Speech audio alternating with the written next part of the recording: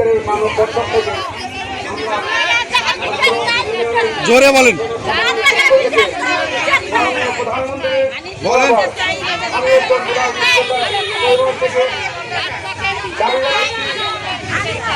কর্মকর্তার কাছে আমি বিনীত অভিনয় করে অনুরোধ জানাচ্ছি এই পুরস্কারের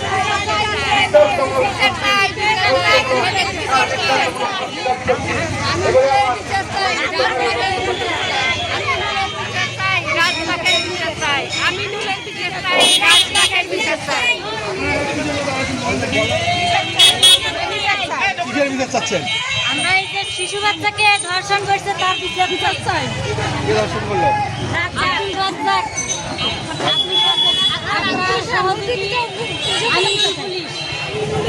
এর বিচার চাই।